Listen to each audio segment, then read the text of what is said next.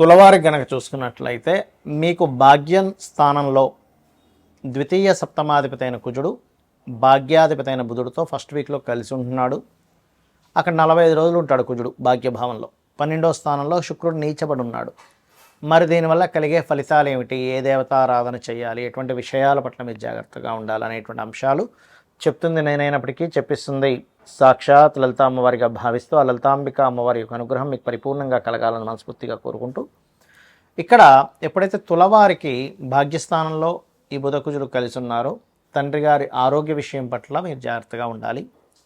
తండ్రి గారి ఆరోగ్యమే కాకుండా తండ్రి గారి ఆస్తి సంబంధించిన విషయంలో, అంటే ఫాదర్ ప్రాపర్టీస్ ఉంటాయి కొన్ని, ఎందుకంటే 12th హౌస్లో శుక్రుడు ఉన్నాడుగా, అందుకని ఆ ప్రాపర్టీ విషయంలో ఏదైనా దోషం ఉందా, ప్రాపర్టీ విషయంలో ఎవరైనా కొన్నిసార్లు చూడండి రిలేటివ్స్లోనే కొంతమంది లాక్కుందామనో ఇంకోటి ఏదో ప్లాన్ చేస్తూ ఉంటారు. అటువంటి విషయాలు కూడా జరుగుతాయి కాబట్టి జాగ్రత్తగా ఉండండి. కాస్త దూరపు ప్రాంతాలకు వెళ్ళేటప్పుడు, లాంగ్ జర్నీ చేసేటప్పుడు కొంత జాగ్రత్తగా ఉండండి. ముఖ్యంగా మీరు ఏదైనా క్షేత్ర దర్శనం చేసుకోవాలంటే విష్ణు ఆలయం కానీ సుబ్రహ్మణ్యేశ్వర స్వామి ఆలయానికి కానీ వెళ్తే చాలా మంచిది. ఈ కాంబినేషన్ 9వ స్థానంలో ఉన్నందుకు వ్యసనాల జోలికి అసలు వెళ్ళకూడదు. అసలు ఎప్పుడూ వెళ్ళకూడదు, ఇప్పుడు అసలు పనికిరాదు. ఎందుకంటే 12లో శుక్రుడు ఉన్నప్పుడు మనకు తెలియకుండానే కొన్ని అలవాట్ల వల్ల, కొన్ని రాంగ్గా వాటి మీద ఇన్వెస్ట్మెంట్ చేయడం వల్ల ఇబ్బంది వస్తుంది. కాబట్టి ఈ విషయంలో జాగ్రత్తగా ఉంటూ దుర్గాదేవి యొక్క ఆరాధన చేయండి. కుజబుధ శుక్ర గ్రహాల దగ్గర దీపారాధన చేయండి, అన్ని విధాలా బాగుంటుంది. అయితే ఈ కుజబుధులు ఫస్ట్ వీక్లో కలుస్తున్నారు కాబట్టి, అంటే దాదాపుగా 2-3 తారీఖుల నుంచి మనకి కుజుడు ఇందులోకి వెళ్తాడు. 2వ తేదీకి ఆల్రెడీ శుక్రుడు నీచబడుతున్నాడు.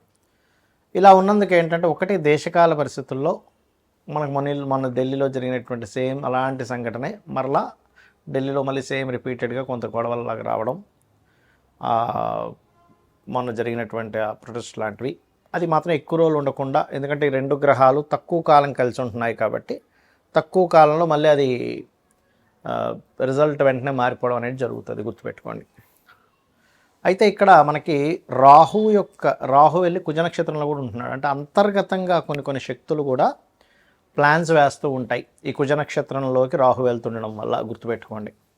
అంటే బయటికి కనబడదు కానీ అంతర్గతంగా లోపల దేశాన్ని ఏదైనా చేద్దామనేటువంటి కొన్ని శక్తులతో ఇబ్బంది అనేది రానుంది అనేటువంటిది కూడా గోచారం చెప్తుంది. మరొక విషయం ఏంటంటే, మరి మనం చెప్పుకున్నాం ఏమంటే ఈ కుజబుధులు కలిస్తే సర్పదోషము అని.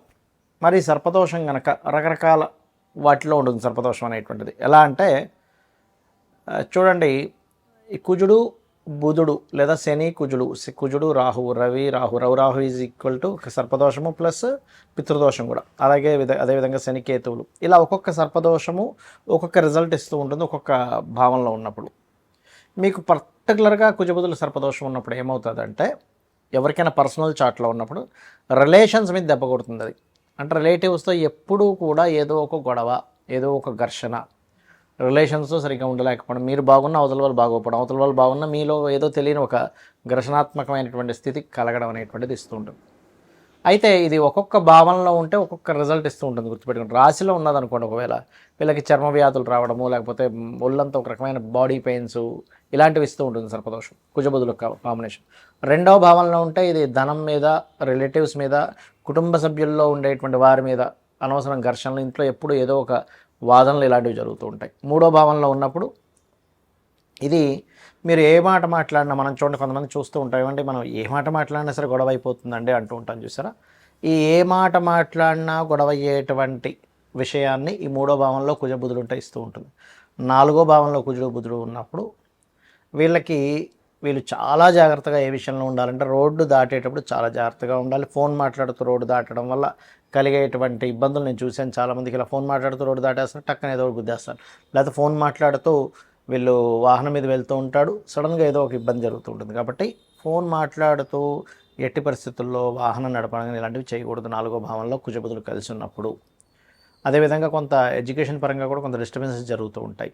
ఇక 5వ భావంలో ఉన్నప్పుడు సంతానంతో తెలియని ఘర్షణ, సంతానంతో గొడవలు, సంతానంతో ఇవి జరుగుతూ ఉంటాయి. ఇక 6వ భావంలో కనుక కుజబుధులు కలిసి ఉంటే నిత్య జీవితంలో ఎప్పుడూ ఏదో గొడవే, చిన్నప్పటి నుంచి కూడా ఏదో ఒక ఘర్షణ డైలీ లైఫ్లో, అంటే ఒక పోరాటంలా ఉంటూ ఉంటుంది లైఫ్ అనేది. కాకపోతే కుజుడు 6లో ఉన్నందుకు కొంచెం శత్రువుపై జయాన్ని కలిగిస్తారు, దట్ ఈస్ డిఫరెంట్. సప్తమంలో కుజబుధులు ఉన్నప్పుడు ఏమవుతుందంటే, వచ్చే జీవిత భాగస్వామికి ఈ పోట్లాడే లక్షణాలు అవి ఎక్కువగా ఉంటాయి, ఆర్గ్యూ చేసే లక్షణాలు. అష్టమంలో ఉన్నప్పుడు సర్వసాధారణంగా అన్ఎక్స్పెక్టెడ్ థింగ్స్ వల్ల బిజినెస్లో లాసెస్ రావడం ఇలాంటివి ఎక్కువగా జరుగుతూ ఉంటాయి. భాగ్యంలో ఉన్నప్పుడు తండ్రి యొక్క తత్వం అలా ఉంటుంది. అంటే తండ్రి గారితో కొంచెం మనం ఏదైనా కమ్యూనికేట్ చేయాలన్నా, మాట్లాడాలన్నా కొంచెం ఇబ్బందికరమైనటువంటి వాతావరణంలో ఉంటూ ఉంటుంది. దశమంలో కనుక ఈ కుజబుధులు కలిసి ఉంటే ఎవరికైనా కూడా అప్పుడు వాళ్ళకి ఆఫీస్లో ఉండేటువంటి వాతావరణం అంతా కూడా ఎప్పుడు జలస్ ఫీల్ అయ్యేవాళ్ళు, లేకపోతే ఎప్పుడు మనతో ఏదో గొడవ పెట్టుకొని మన కెరియర్ సంబంధించిన విషయంలో ఇబ్బంది పెట్టాలనుకునే లక్షణాలు ఎక్కువగా ఉంటాయి వాళ్ళకి. అదేవిధంగా లాభస్థానంలో ఉన్నప్పుడు లాభాన్ని సంపాదిస్తాడు, పోటీ పరీక్షల్లో రాణిస్తాడు. కానీ ఇక్కడ వ్యాపారంలో మాత్రం కాంపిటేటర్స్, శత్రువులు పెరుగుతూ ఉంటారు. 12వ భావంలో ఉన్నప్పుడు ఏమవుతుంది అంటే పర్టికులర్గా ఇన్వెస్ట్మెంట్స్ చేసేటువంటి అంశాలలో, వివాహ జీవితం మీద, విదేశాలకు వెళ్ళేటువంటి అంశాల మీద, విదేశాలకు వెళ్ళి అక్కడ ఇబ్బంది పడడం జరుగుతూ ఉంటుంది. మరి ఈ సర్పదోషం ఇలా ఏర్పడినందుకు ఏం చేయాలి అంటే చాలా సింపుల్గా ఏం లేదు. మనకి గోచారంలో జరిగినప్పుడు అందరికీ వర్తిస్తుంది. అందరూ కూడా ఈ అనవసరమైన గొడవలు ఇట్లాంటికి గురవుతూ ఉంటారు. కాకపోతే రావి చెట్టు చుట్టూ ప్రదక్షిణాలు చేయడం, రావి చెట్టు కింద ఉన్నటువంటి సర్పాలకి పసుపు కుంకుమ గంధం కలిపిన వాటర్ వేయడం, ఇవి ఎక్కువగా చేయాలి.